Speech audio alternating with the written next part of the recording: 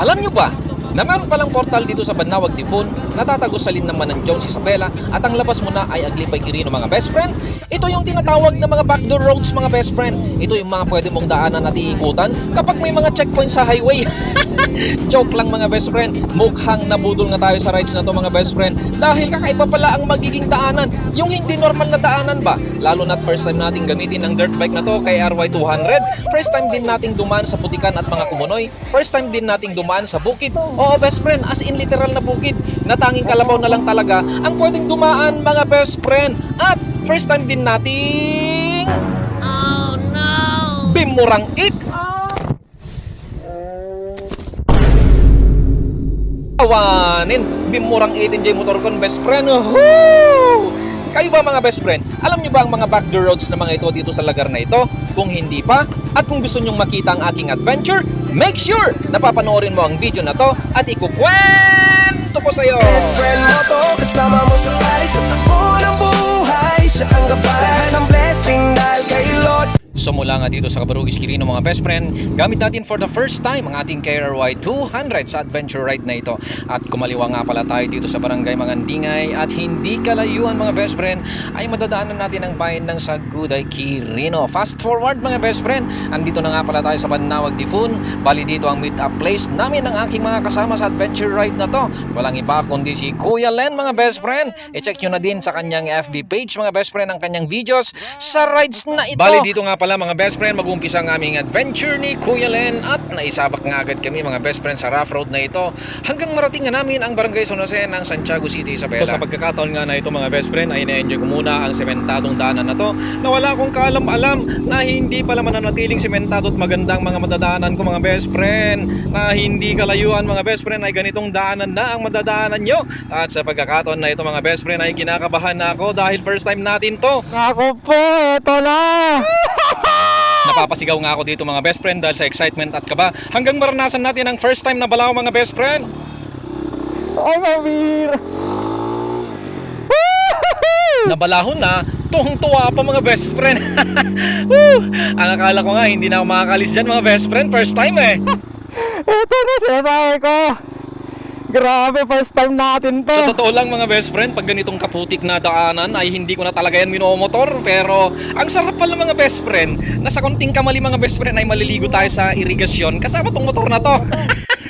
At eto nga, nakakita ulit tayo ng pag-asa mga best friend. Kumaliwa nga tayo dito mga best friend sa sementadong daanan na to. Let's go! Hanggang marating namin ang tulay na to. Ano kayang pangalan ng tulay na to mga best friend? At hindi kalayuan sa aming pagmamotor ay kumaliwa nga tayo sa kanto na to na patungong barangay Rangayan. Rangayan! Hanggang marating nga namin ang sementadong daanan na to na buong akala ko ay dyan kami dadaan. Kaso dumiretso si Kuya Len sa rough road mga best friend. Nakaw, alam na this. At tama nga ang hinala ko mga best friend. Pumapangit na naman ang daanan. Hanggang marating nga namin ang daanan na to na mas pinili nga naming dumaan sa mga hindi talaga dinadaan ng mga best friend. At kapag ganito lang ang mga daanan ay mas masarap kapag tinatayon ang mga motor mga best friend. Hanggang napadpad na nga kami sa bukid, as in literal na bukid na ang dinadaan namin mga best friend. Grabe ka Kuya Len sa budol ride na to. Daanan pa ba tong dinadaan natin? Hanggang napadpad nga ulit kami sa isang maputik at malakumunoy na daanan na to. At si Kuya Len nga ang mauuna mga best friend. Siya daw kasi ang tester kung makakatagos kami o hindi. At eto nga, it's my turn na mga best friend. At sobrang kaba ko dito. Hindi ko alam kung makakatagos ako. Sige, ilaban ko best friend. Grabe, ang hirap. Ang lagkit ng mga putik at dumudulas ang aking mga gulong mga best friend. Hanggang pinasok na namin ang lugar na to na hindi na talaga dinadaanan ng mga motor mga best friend. Sige, pinipilit talaga namin makatagos dito mga best friend. At sa aming pagpapatuloy at eto na nga't nabalaho na naman ako mga best friend ay anyan. Kita nyo naman mga best friend, talagang dumudulas ang aking mga gulong na buong akala ko hindi na ako makakalis dyan mga best friend. Wala na.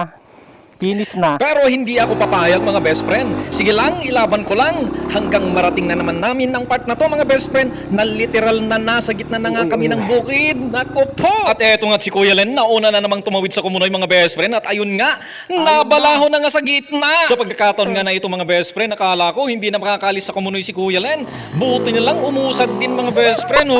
Talagang napakahirap talaga mga best friend. Kinakabahan talaga ako dito mga best friend kasi first time ko talaga na gawin ito sa buong buhay ko bilang rider, ang magmotor sa kumunoy mga best friend.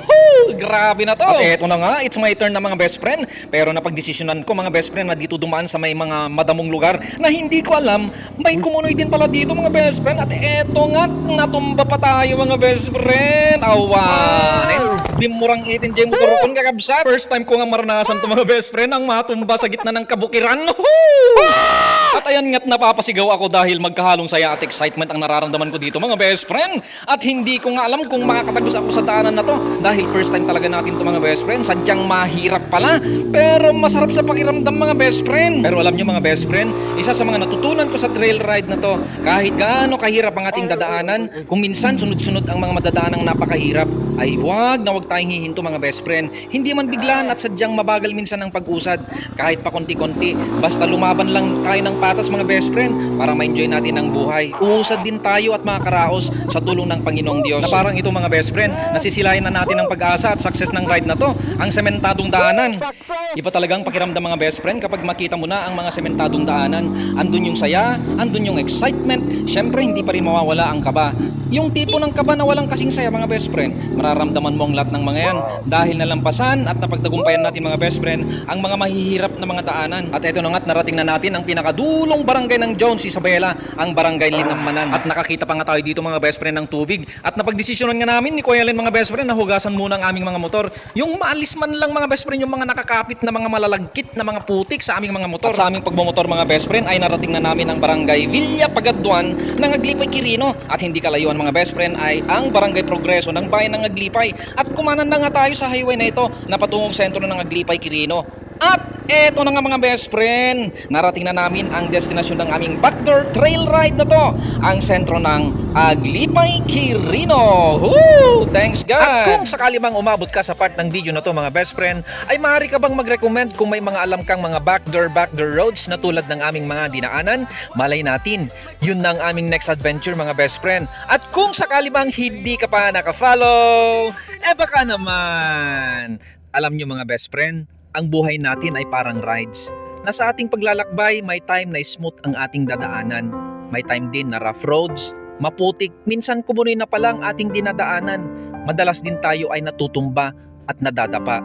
Ang mahalaga mga best friend, sa ating pagkatumba at pagkadapa sa lakbay ng ating buhay, ay handa pa rin tayong bumangon, tumayo at magpatuloy. Huwag tayong hihinto mga best friend.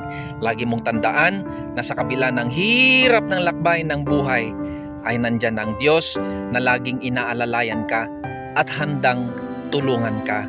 Ito po ang inyo pong kaibigan best friend motto na nagsasabing when you ride, leave your pride at sa Diyos lamang umasa at huwag sa maling akala. See you po in my next adventure.